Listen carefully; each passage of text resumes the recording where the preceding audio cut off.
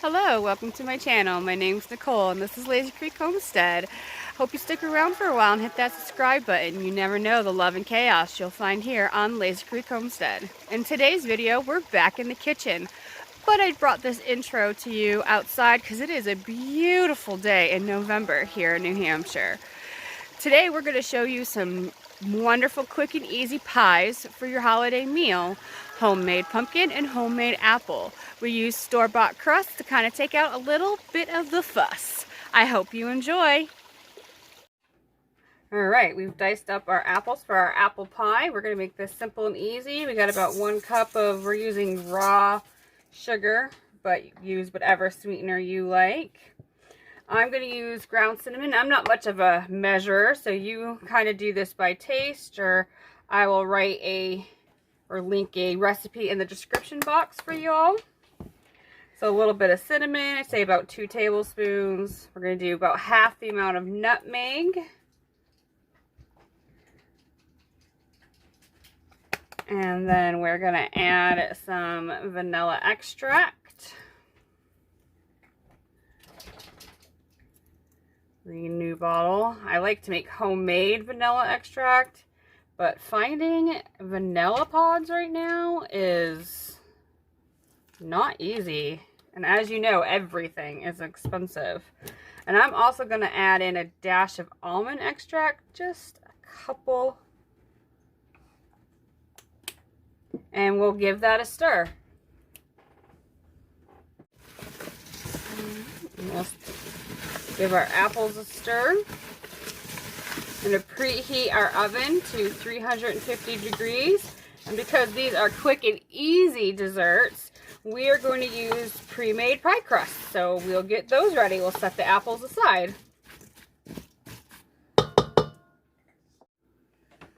I almost forgot. I like to add in like a tablespoon, teaspoonish of some type of thickener. As you may know, we like xanthan gum, but you can use cornstarch or arrowroot powder or whatever, and that will just help thicken up the apples. Will release a lot of moisture when they're cooking, and that will help thicken it up to have a nice gooey apple pie.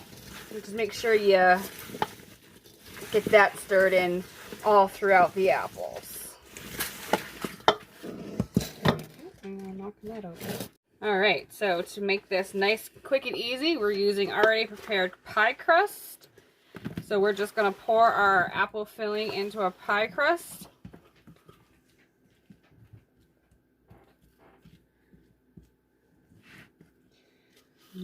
Barely have enough for 2 here, but we're going to make it work. Apples seem to be a hot commodity in our house this year.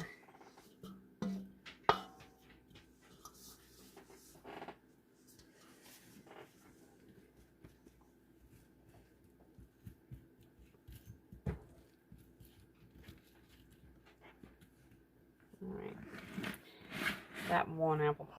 Alright, and for the top layer of crust, we are also doing pre-made crust.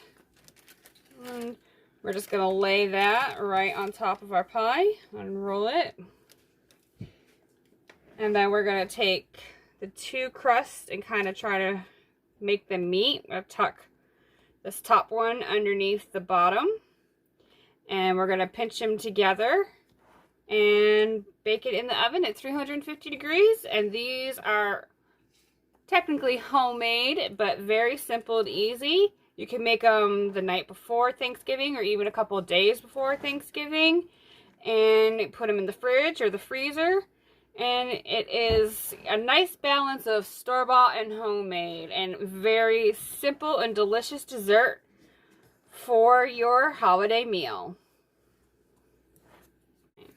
Alright, now we got that all kind of tucked in and the 2 crusts mixed together.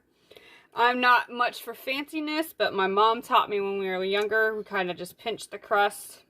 You pinch your fingers like so, and then you kind of just, you can kind of see what I'm doing here. And it just makes it look a little bit more fancy, like a little bit more of your time. Oh, an apple's trying to peek out there. All right, we'll put these in the oven and we'll let you know when they're all done.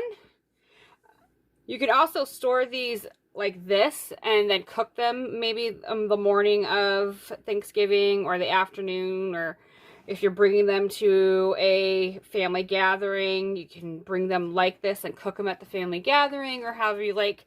Because of the store-bought crust, it actually stores in the refrigerator very well, unbaked and baked. And our apple pies are done. And they look delicious.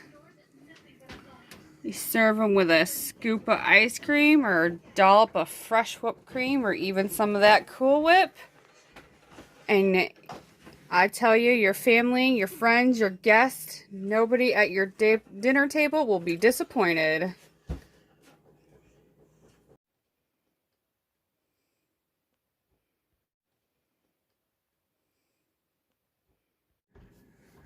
Alright, for our next pretty easy, quick dessert, we're going to make homemade pumpkin pie. So we're going to use 1 can of pumpkin. We're going to loosely follow the directions on the back of the pumpkin can for a traditional pumpkin pie with a few variations. And it will be delicious. We're also going to use those frozen pie crust that we got. I know making your own pie crust can be a little bit intimidating sometimes, but using the frozen is pretty cheap and they're nice and easy and good. Not as good as homemade, but they're good. So we're going to add the 1 can of pumpkin. I like to use the brown sugar. The recipe on the back calls for white granulated sugar, but I use the brown, kind of gives it maybe a little bit of a caramel flavor. And it also says a 1/2 cup of evaporated milk and a 1/2 cup of heavy cream, but I actually don't have evaporated milk, so I'm going to do a whole cup of heavy cream. Another difference is that they ask for 2 eggs, and I'm going to add 4, kind of makes it more like a pumpkin custard.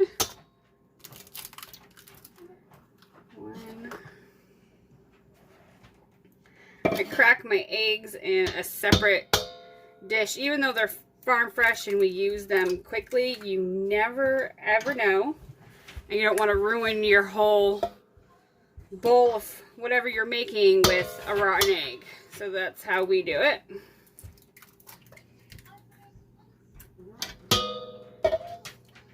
And 1 more.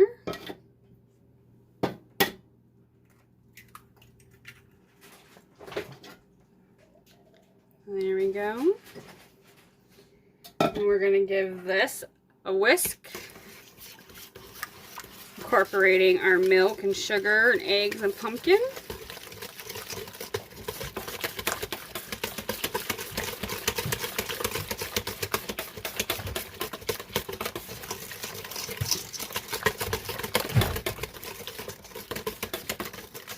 Alright, and then we're going to add in some of our spices.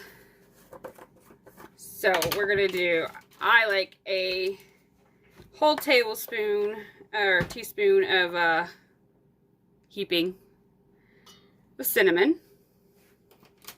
And then I usually do 1/2 the amount of nutmeg to cinnamon ratio. And so I'm going to do 1/2 of the nutmeg.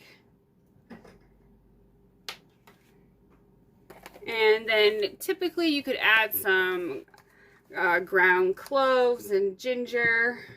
But these are the spices that my family enjoys. So that's what we're going to do for that. And then we're going to put some vanilla extract in there. Good glug of that.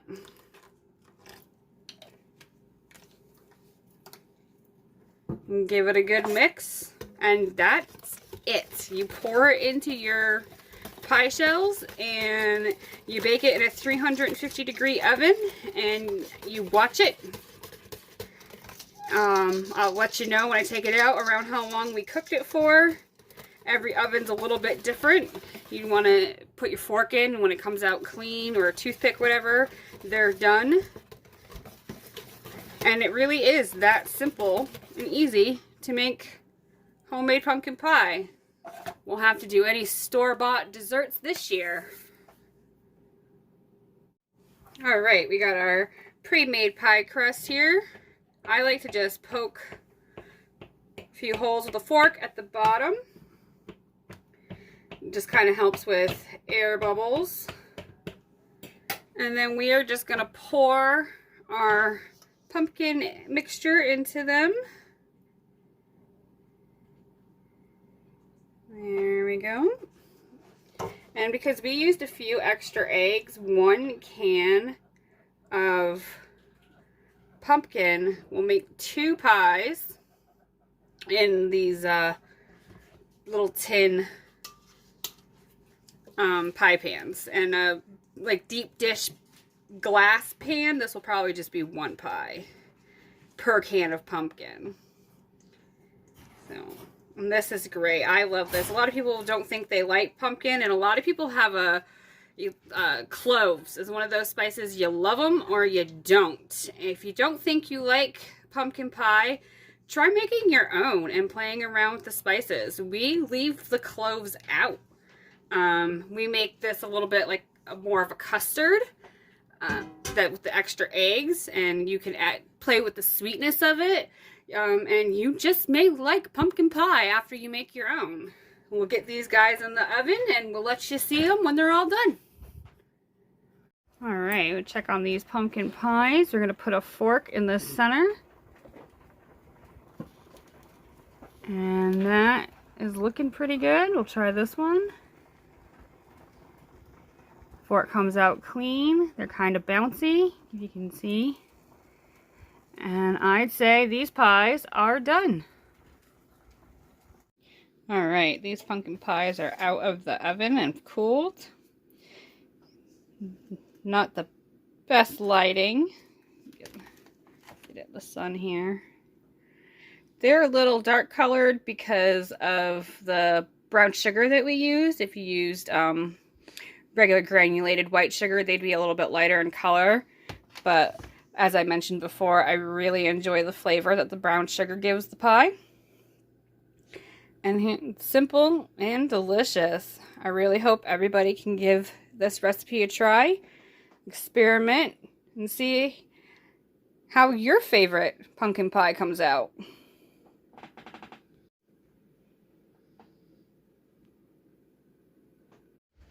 Well, I really hope you all enjoyed those pie recipes, and it gives you a little bit of confidence to make your own homemade pie this year.